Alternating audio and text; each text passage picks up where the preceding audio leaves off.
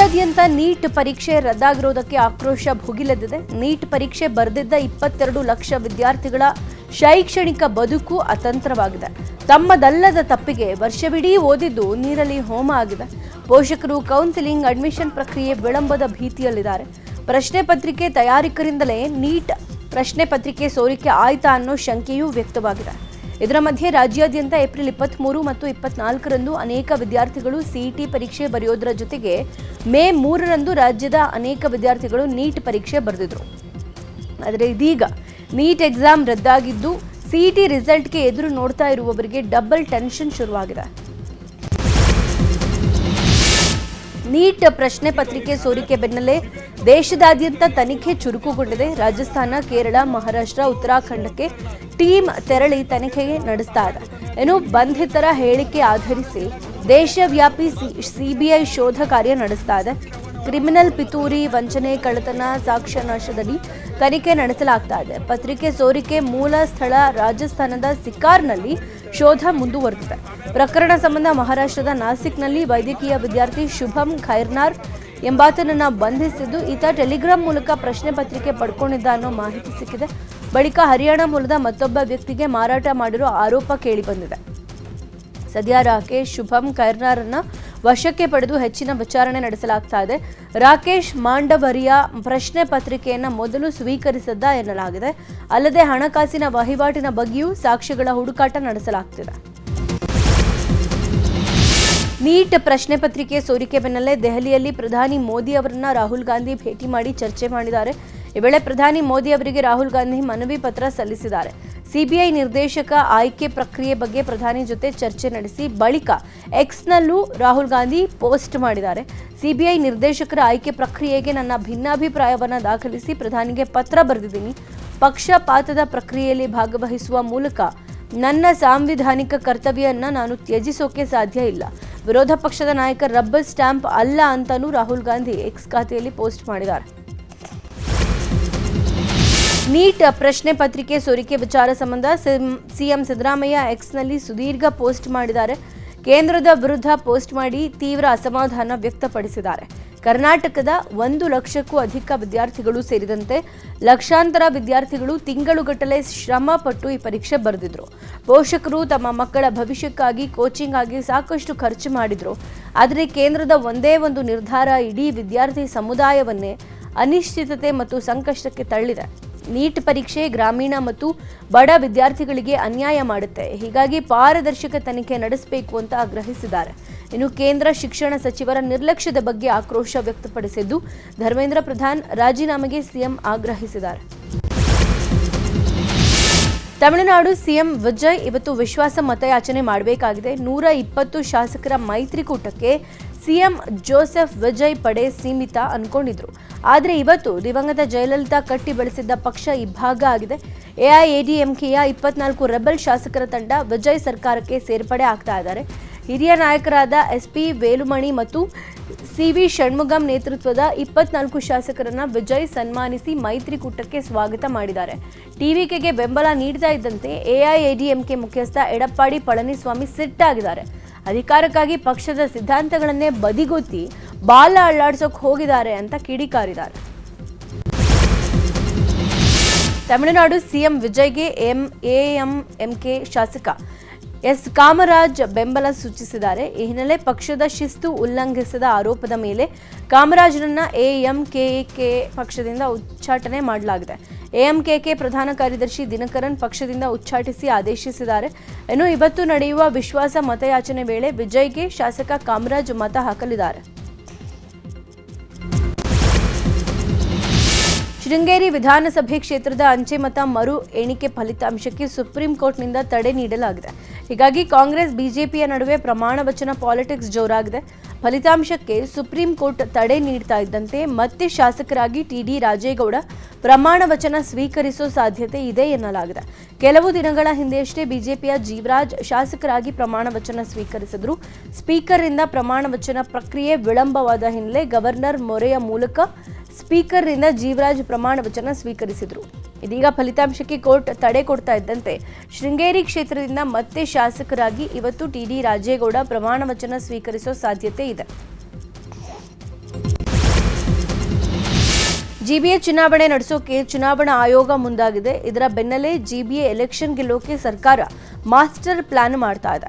ಶತಾಯಗತಾಯ GBA ಚುನಾವಣೆ ಗೆಲ್ಲೇಬೇಕು ಅಂತ DCM DKShi ಪಣ ತೊಟ್ಟಿದ್ದಾರೆ. ಬೆಂಗಳೂರು ಜನರನ್ನ ತಮ್ಮತ್ತ ಸೆಳೆಯೋಕೆ ಕಾಂಗ್ರೆಸ್ ಮುಂದಾಗಿದ್ದು 5 ಗ್ಯಾರಂಟಿಗಳ ಜೊತೆ 6ನೇ ಗ್ಯಾರಂಟಿ ಘೋಷಣೆಗೆ ಸರ್ಕಾರ ಮುಂದಾಗಿದೆ.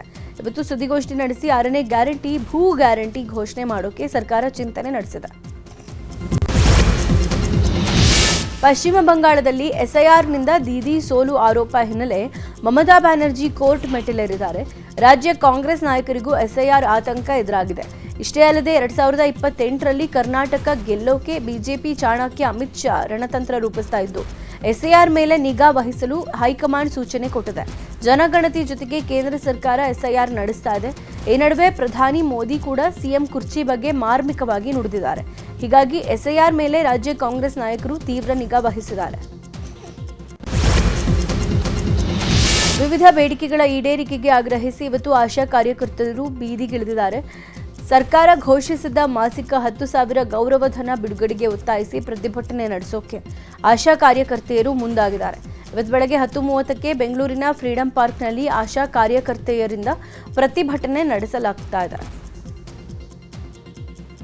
ಸಾರಿಗೆ ನೌಕರರಿಗೆ ರಾಜ್ಯ ಸರ್ಕಾರ ಗುಡ್ ನ್ಯೂಸ್ ಕೊಟ್ಟಿದೆ. ನೌಕರರಿಗೆ ಶೇಕಡಾ 12.5% ವೇತನ ಪರಿಷ್ಕರಿಸಿ ಆದೇಶ ಹೊರಡಿಸಿದೆ.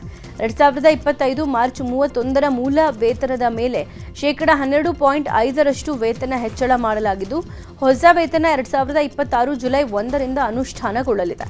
ಆದರೆ ಇದಕ್ಕೂ ಒಪ್ಪದ ಸಾರಿಗೆ ನೌಕರರು ಶೇಕಡಾ 25% ವೇತನ ಹೆಚ್ಚಳಕ್ಕೆ ಪಟ್ಟು ಹಿಡಿದಿದ್ದಾರೆ. ಇವತ್ತು ಮಂಡ್ಯದ ಮಿಮ್ಸ್ ಆಸ್ಪತ್ರೆಯಲ್ಲಿ ಎದೆ ಹಾಲಿನ ನೂತನ ಕೇಂದ್ರ ಉದ್ಘಾಟನೆ ಮಾಡಲಾಗುತ್ತೆ. ಮಧ್ಯಾಹ್ನ 1:30ಕ್ಕೆ ಕೃಷಿ ಸಚಿವ ಎನ್ ಚಲುವರಾಯಸ್ವಾಮಿ ಮಿಲ್ಕ್ ಬ್ಯಾಂಕ್ ಉದ್ಘಾಟನೆ ಮಾಡಲಿದ್ದಾರೆ. ಮಂಡ್ಯ ಜಿಲ್ಲಾಡಳಿತ, ಜಿಲ್ಲಾ ಪಂಚಾಯತ್, ವೈದ್ಯಕೀಯ ವಿಜ್ಞಾನಗಳ ಸಂಸ್ಥೆ ಮತ್ತು ಆರೋಗ್ಯ ಮತ್ತು ಕುಟುಂಬ ಕಲ್ಯಾಣ ಇಲಾಖೆ ಸಹಯೋಗದಲ್ಲಿ ನೂತನವಾಗಿ ಮಿಡ್ ವೈಫರಿ ಆಧಾರಿತ ಆರೈಕೆ ಘಟಕ ಮತ್ತು ತಾಯಿ ಹಾಲು ಸಂಗ್ರಹಣಾ ಕೇಂದ್ರ ಘಟಕಗಳನ್ನು ಸ್ಥಾಪಿಸಲಾಗಿದೆ. ನಾಳಿನ ಈ ಕಾರ್ಯಕ್ರಮದಲ್ಲಿ ರಾಜಕೀಯ ನಾಯಕರು ಮತ್ತು ಗಣ್ಯರು ಭಾಗಿಯಾಗಲಿದ್ದಾರೆ. ಮಲೆ ಮಹದೇಶ್ವರ ಬೆಟ್ಟದಲ್ಲಿ ವನ್ಯ ಮೃಗಗಳ ದಾಳಿ ಹಿನ್ನೆಲೆ ಭಕ್ತರ ಪಾದಯಾತ್ರೆಗೆ ಅರಣ್ಯ ಇಲಾಖೆ ಸಮಯ ನಿಗದಿ ಮಾಡಿದೆ. ಯುಗಾದಿ ಶಿವರಾತ್ರಿ ವೇಳೆ ಮಾತ್ರ ಪಾದಯಾತ್ರೆಗೆ ಅವಕಾಶ ನೀಡಿ ಅರಣ್ಯ ಸಚಿವ ಈಶ್ವರ್ ಖಂಡ್ರೆ ಆದೇಶಿಸಿದ್ದಾರೆ. ಮಹದೇಶ್ವರ ಬೆಟ್ಟದಲ್ಲಿ ಚಿರತೆ ದಾಳಿಗೆ ಬಾಲಕ ಬಲಿಯಾದ ಹಿನ್ನೆಲೆ ಹಿರಿಯ ಅಧಿಕಾರಿಗಳು ಹಾಗೂ ಚಾಮರಾಜನಗರ ಅರಣ್ಯಾಧಿಕಾರಿಗಳೊಂದಿಗೆ ಈಶ್ವರ್ ಖಂಡ್ರೆ ವರ್ಚುವಲ್ ಸಭೆ ಮಾಡಿದ್ದಾರೆ. ಭಕ್ತರಲ್ಲಿ ವನ್ಯ ಮೃಗಗಳ ಅಪಾಯದ ಬಗ್ಗೆ ಜಾಗೃತಿ ಮೂಡಿಸಬೇಕು, ಬೆಟ್ಟಕ್ಕೆ ಬಸ್ ಮೂಲಕವೇ ತೆರಳಬೇಕು ಅನ್ನುವಂಥ ಸೂಚನಾ ಫಲಕ ಅಳವಡಿಸಬೇಕು. ಬೆಟ್ಟದಿಂದ ನಾಗಮಲೆಗೆ 14 ಕಿಲೋಮೀಟರ್ ಬದಲು ಕೇವಲ 3 ಕಿಲೋಮೀಟರ್ ಪಾದಯಾತ್ರೆಗೆ ಅವಕಾಶ ನೀಡಿ. ಟಿಕೆಟ್ ಕೌಂಟರ್ ಬಳಿಯಿಂದ ನಾಗಮಲೆಗೆ ಜೀಪ್ನಲ್ಲೇ ತೆರಳಬೇಕು. ವಾಕಿ ಟಾಕಿ ಮತ್ತು ಅಗತ್ಯ ಸುರಕ್ಷತಾ ಸಲಕರಣೆಗಳೊಂದಿಗೆ ಪಾದಯಾತ್ರಿಗಳಿಗೆ ಭದ್ರತಾ ಸಿಬ್ಬಂದಿ ರಕ್ಷಣೆ ಒದಗಿಸಬೇಕು ಅಂತ ಅಧಿಕಾರಿಗಳಿಗೆ ಈಶ್ವರ್ ಖಂಡ್ರೆ ಸೂಚನೆ ಕೊಟ್ಟಿದ್ದಾರೆ. ರಾಜ್ಯದಲ್ಲಿ ಹಲವೆಡೆ ಮಳೆ ಆರ್ಭಟ ಮುಂದುವರೆದಿದೆ. ಬೆಳಗಾವಿಯ ಚಿಕ್ಕೋಡಿ ಪಟ್ಟಣ ಸೇರಿದಂತೆ ಸುತ್ತಲೂ ಪ್ರದೇಶಗಳಲ್ಲಿ ಗುಡುಗು ಸಹಿತ ಭಾರೀ ಮಳೆ ಆಗಿದೆ.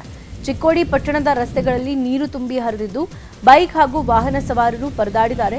ಮಳೆಯಿಂದಾಗಿ ರಾತ್ರಿವರೆಗೂ ಪಟ್ಟಣದಲ್ಲಿ ವಿದ್ಯುತ್ ಕಡಿತಗೊಳಿಸಲಾಗಿತ್ತು. ಧಾರವಾಡ ನಗರದ ಹಲವೆಡೆ ಗುಡುಗು ಸಹಿತ ಭಾರೀ ಮಳೆಯಾಗಿದೆ. ಅರ್ಧ ಗಂಟೆಗೂ ಹೆಚ್ಚು ಕಾಲ ಮಳೆ ಸುರಿದಿದ್ದು ವಾಹನ ಸವಾರರು ಪರದಾಡಿದ್ದಾರೆ. ಧಾರವಾಡ ಗ್ರಾಮೀಣ ಪ್ರದೇಶಗಳಲ್ಲಿ ಗಾಳಿ ಸಹಿತ ಮಳೆಯಾಗಿದ್ದು ಉಪ್ಪಿನ ಬೆಟ್ಟಗೇರಿ ರಸ್ತೆಯಲ್ಲಿ ಮರ ಬಿದ್ದು ಸವಾರರು ಪರದಾಡಿದ್ದಾರೆ. ಅರಣ್ಯ ಸಿಬ್ಬಂದಿ ಮರಗಳನ್ನು ತೆರವು ಮಾಡಿದ್ದಾರೆ. ಹುಬ್ಬಳ್ಳಿಯಲ್ಲೂ ಮಳೆ ಅಬ್ಬರ ಜೋರಾಗಿದೆ. ಹುಬ್ಬಳ್ಳಿ ಮತ್ತು ಸುತ್ತಮುತ್ತಲಿನ ಪ್ರದೇಶಗಳಲ್ಲಿ ಗುಡುಗು ಸಹಿತ ಮಳೆಯಾಗಿದೆ. ಬಿಸಿಲಿನಿಂದ ಕಂಗೆಟ್ಟಿದ್ದ ಜನರಿಗೆ ಮಳೆರಾಯ ಈಗ ತಂಪೆರೆದಿದ್ದಾನೆ. ಮಲೆನಾಡು ಚಿಕ್ಕಮಗಳೂರು ಜಿಲ್ಲೆಯಲ್ಲೂ ಮಳೆಯ ಆರ್ಭಟ ಮುಂದುವರೆದಿದೆ. ಮೂಡಿಗೆರೆ, ಕಳಸ ತಾಲೂಕು ವ್ಯಾಪ್ತಿಯಲ್ಲಿ ಗುಡುಗು ಸಿಡಿಲು ಸಹಿತ ಧಾರಾಕಾರ ಮಳೆ ಸುರಿತಾ ಇದೆ. ಕೊಟ್ಗೆಹಾರ, ಬಣಕಲ್, ಚಾರ್ಮಡಿ, ಬಾಳೂರು ಭಾಗದಲ್ಲಿ ಧಾರಾಕಾರ ಮಳೆಯಾಗಿದೆ. ಯುದ್ಧದ ಪರಿಣಾಮದಿಂದಾಗಿ ರಾಜ್ಯದಲ್ಲಿ ತೈಲ ಅಭಾವ ಉಂಟಾಗಿದೆ. ಗದಗ ಜಿಲ್ಲೆಯ ಹಲವೆಡೆ ಡೀಸೆಲ್ಗೆ ಅಭಾವ ಶುರುವಾಗಿದೆ.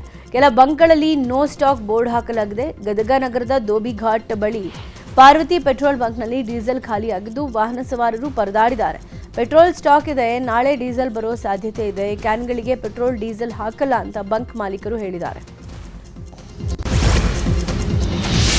ಕಳೆದ ವರ್ಷ ಸ್ಥಳೀಯರ ಗೊಂದಲದಿಂದಾಗಿ ರದ್ದಾಗಿದ್ದ ಕೊಪ್ಪಳದ ಕನಕಗಿರಿ ಉತ್ಸವ ಈ ವರ್ಷ ಅದ್ಧೂರಿಯಾಗಿ ನಡೆಯಲಿದೆ. ಆದರೆ ಮತ್ತೆ ದಿನಾಂಕವನ್ನು ಮುಂದೂಡಲಾಗಿದೆ. ಈ ಮೊದಲು ಮೇ 16 ಹಾಗೂ 17ರಂದು ಕನಕಗಿರಿ ಉತ್ಸವ ಆಯೋಜಿಸಲಾಗಿತ್ತು. ಆದರೆ ಈಗ ಅದನ್ನು ಜೂನ್ 10 ಮತ್ತು 11ರಂದು ಆಯೋಜನೆ ಮಾಡಲಾಗಿದೆ.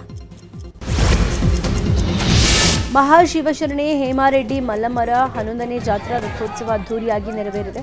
ಯಾದಗಿರಿಯ ಕೆಂಭಾವಿ ಪಟ್ಟಣದ ರೆಡ್ಡಿ ಸಮುದಾಯದ ಕುಲದೇವತೆ ಹೇಮಾರೆಡ್ಡಿ ಮಲ್ಲಮ್ಮರ ರಥೋತ್ಸವದಲ್ಲಿ ಸಾವಿರಾರು ಭಕ್ತರು ಭಾಗಿಯಾಗಿದ್ದರು. ಈ ವೇಳೆ ಮಹಿಳೆಯರೇ ರಥ ಎಳೆದಿರುವುದು ವಿಶೇಷವಾಗಿದೆ.